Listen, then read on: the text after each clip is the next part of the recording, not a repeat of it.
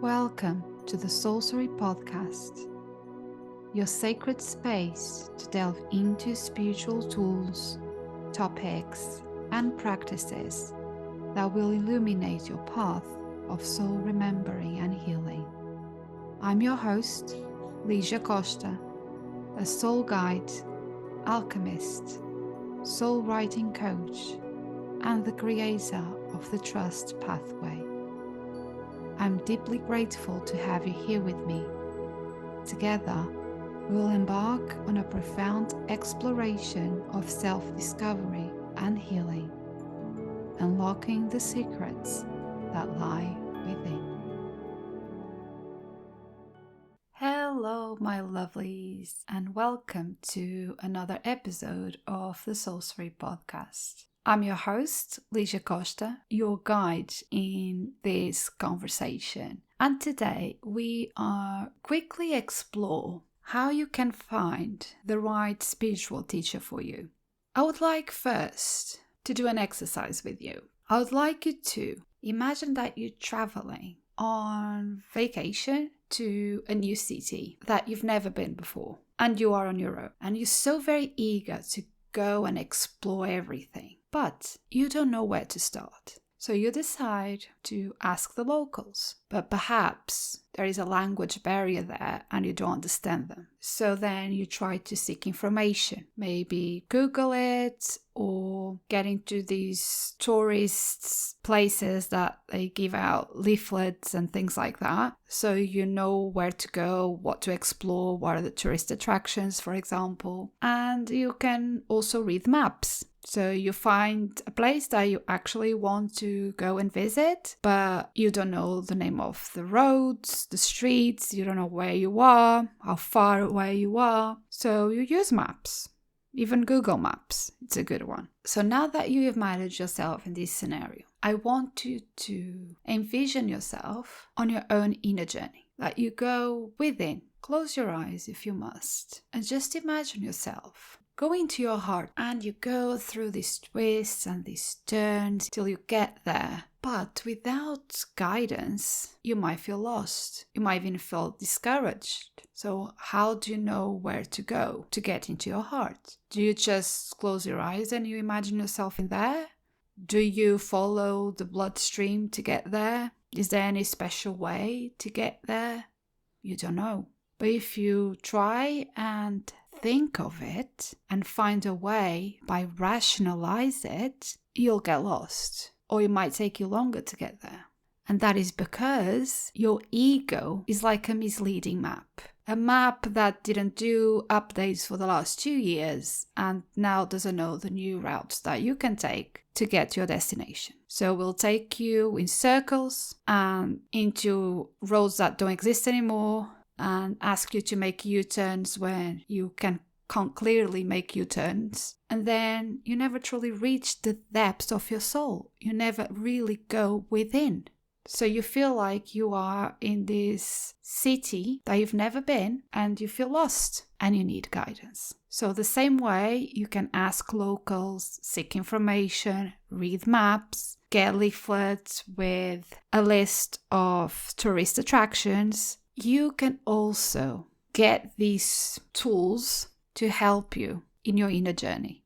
So today, I would like to explore some avenues of spiritual guidance that you can experiment with, and each one of them can give you different paths that are available to you and that you can choose depending on where you are in your inner journey. So the first one is that you can get the help and the guidance of a spiritual teacher or a spiritual coach or a guru. So these are like wise souls that offer guidance based on their own experiences. They serve as a beacon of wisdom, a beacon of light that provides insights that can help you navigate those twists and turns of your inner journey. They walk the path. They've been in that city before. They have many tips for you of how to get there faster, for instance, or what roads to avoid, what special secret places you can go and explore. So if you're ready to go into these more in-depth places, a spiritual teacher is the right path for you. Another avenue to get spiritual guidance is your own personal spirit guides. All of us have spiritual guides with us. They are spiritual entities that are dedicated to guide us and to protect us. And developing a relationship with your personal spirit guide, it's very beautiful and also allows for a deeper connection with the things that surround you, that support you. And the more you are in connection with your spirit guides, the more you can notice with clarity the signs that they send you to guide you. And these can be spirit animals, these can be loved ones that crossed over to the other plane, these can be angels or deities. There are meditations and other ways that you can explore to get to know who your spirit guide is. And then it's just nurturing that relationship, that connection. Another avenue that you can explore is through spiritual books or enrolling courses on spiritual workshops. There is a vast library of spiritual knowledge out there from different people, from ancient texts to even contemporary writings, and from many spiritual teachers that have been doing this work for a long time, that they share their wisdom. So you can enroll their courses, do their workshops, read their books. However, it's always important to remember to be discerning of our choices and just see what resonates with you and with your journey. Just go and follow your intuition, see what you've been called to read, what you've been guided to read, or the course that you've been guided to enroll, and always take what resonates with you and discard what doesn't. Another avenue that you can explore is dream work, and I absolutely love this one.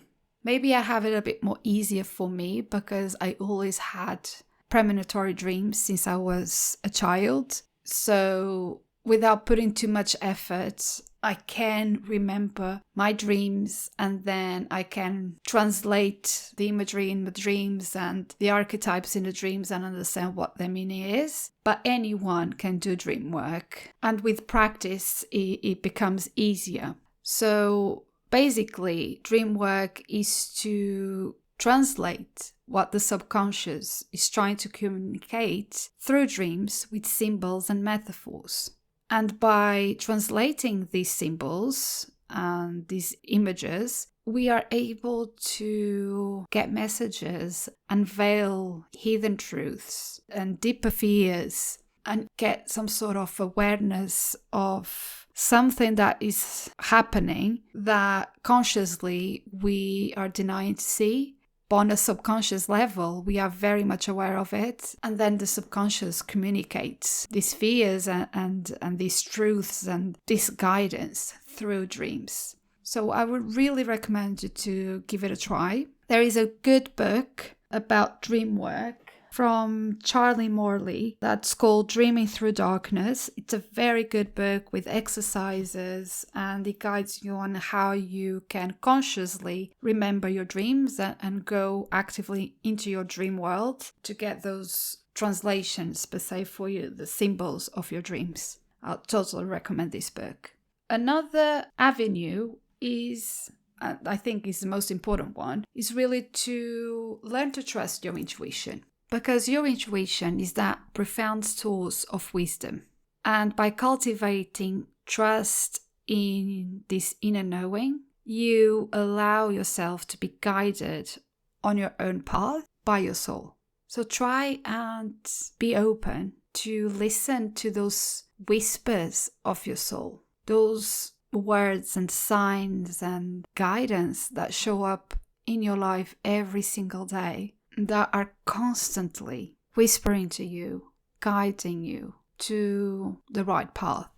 Another way that you can get guidance in your spiritual path is through astral travel. So this is a bit similar with dream work. The difference being is that dream work, you are sleeping. Astral traveling is that you are pretty much awake and you expand your consciousness beyond your physical body. So this practice enables you to get an out-of-body experience and gain insights and understanding that really transcend any ordinary perception. And yes, there is a lot of practice to go with it.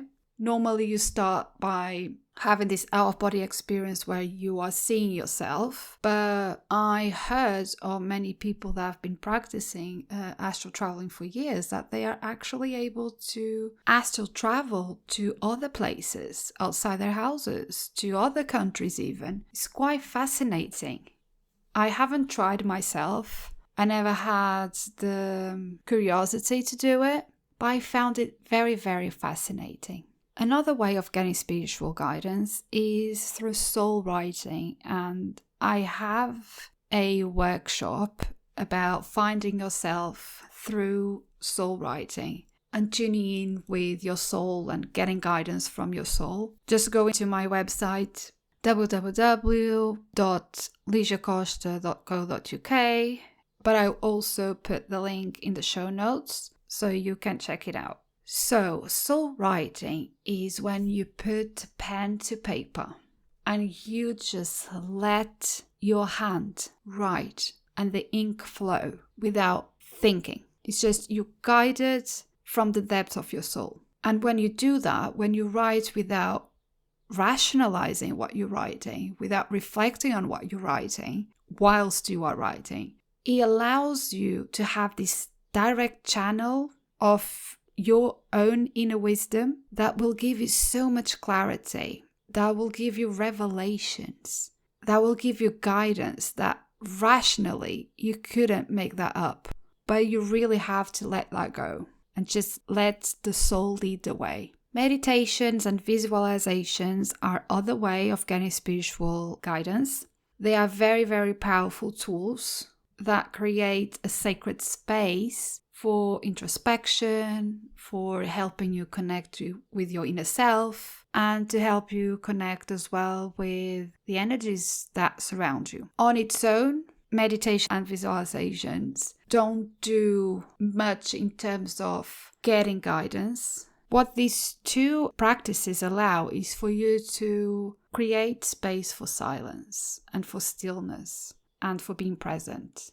And if you can combine it with mindfulness, the better, because then you're just clearing your head from overthinking and just allowing yourself to really slow down. If you can combine meditation and visualization with any other practice, for instance, before you fall asleep, so you can be really relaxed and into this space of quietness to do dream work, or before you do soul writing and you sit down to channel what comes to you, that is even more powerful to get clear guidance from your intuition. Another avenue for spiritual guidance is through esoteric practices. Maybe you already tried this, such as using oracle and tarot cards and runes and I Ching and any other divination tools that provide symbolic messages that can serve as guideposts on your spiritual journey, that can give you guidance to your life on the path that you are following and maybe the path that is better for you to follow. I use oracle cards very often to give me guidance as well, and I like to combine it with then a journaling practice. Sometimes I do artwork with it, sometimes I just do soul writing, and I found it really, really powerful. Another avenue is to let the nature guide you. And this is where you go outside in nature and you immerse yourself in the wisdom of the natural world. Some people connect with plant medicine and they experience profound insights and revelations. But yeah, you can just be more present in nature and connect with the plants or connect with the tides of the ocean or any other way that resonates with you. So these are some of the options that you have to help you access that inner wisdom and to get that spiritual guidance. You can try them all so you see what resonates best with you. You might find that in different cycles of your life and of your spiritual journey, you'll resonate with some avenues and not others, with some practices and not others, and that's absolutely fine. Just listen to your intuition and let it guide you to the guidance or the avenue that most resonates with you in that moment in time. Because just as when you seek guidance in a new place, in a new city that you visit, finding a spiritual path as a guide requires you to go through all these options, to experiment, to try these different landscapes. And only that way you'll see what you most resonate with. And as I said in a previous episode, there is this saying that explains that when the student is ready, the teacher will appear. And I'm a believer that spiritual guidance finds us. The more open we are to get guidance, the more our inner light strengthens and shines, the more we will attract the right guides, the right support to us. And then it's up to us to discern which one is the right teacher, which one is the right avenue. And then it's understanding that finding a spiritual teacher or a spiritual guidance is about being honest with ourselves on our own spiritual quest. It's about understanding the outer world reflects back towards what's going inside of us in our inner world. And so the guidance we are receiving, if we don't truly understand it, we might not see it as a projection of what's going inside in our inner landscape and that we need to address in order to move on our spiritual journey. Before I love you and leave you, I'm going to pull a card from the Trust Journaling deck